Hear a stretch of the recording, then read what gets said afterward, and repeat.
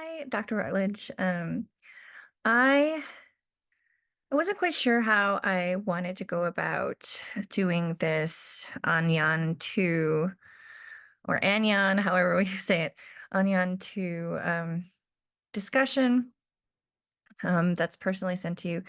Since I sent you a video for Anyon 1, I thought it was appropriate that I would switch it up with all the other, discussions and reflections and send you a video as well. I also felt like it was the best way to kind of hit a couple different points I wanted to make.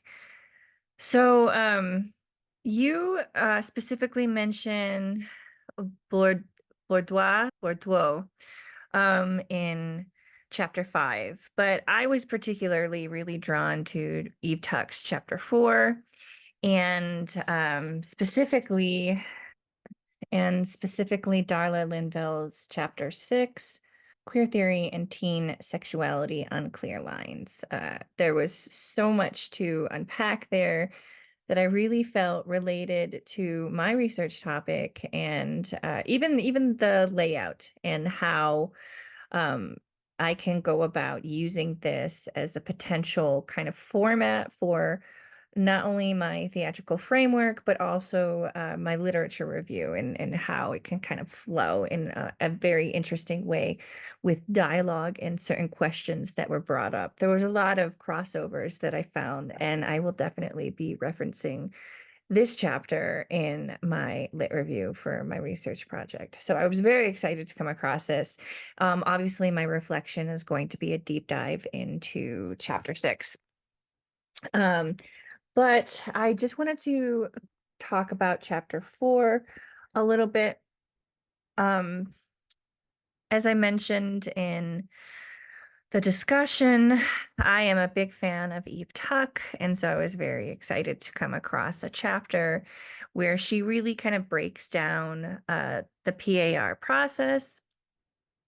I am also using a form of the PAR process in my proposed research. It's a little bit more combined, so it's arts-based participatory action research, so it looks a little bit different. Over the years, I have kind of researched and gone into different forms of PAR research and what that looks like. But really, of it was this chapter of theorizing back that really hit some points. Now, maybe I am at a place in my research where I have read enough and I have done enough action wise and participated in this process enough to know the difference or to have a comparative value behind it. But when I first started doing or researching PAR, it the concept of a collective or a committee that brings equity into the concept of whatever that you're doing was always kind of outside the research component. It's like you had this concept, you had this idea, and then you had this committee that was kind of keeping you accountable for it. But when I was reading Eve Tuck's PAR um, collective, the collective of researchers on educational disappointment and desire, and these being teenagers, it really struck me. Um, it really connected with the process that I am currently involved in with making this short film at my school. Uh, Particularly, I had the insight in the middle of doing it because I was struggling with getting a sub for a teacher that I had my students direct their own scenes with my brother.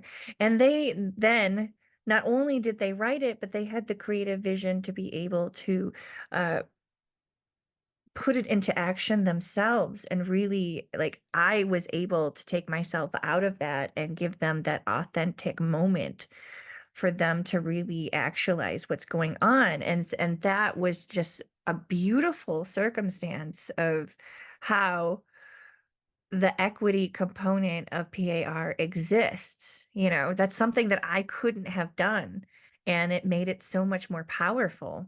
And so I'm reading this chapter and I'm thinking how the PAR process is enveloping and becoming more so than it being this resource that just holds it accountable.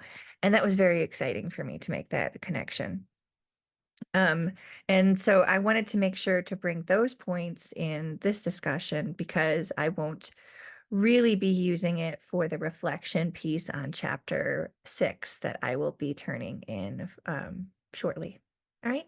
I'm not sure if this was enough to like clarify all the different points of part 2, but I did want to make sure that I addressed some of the things that I really got out of the second part of the book. So thank you very much, and I look forward to hearing your thoughts.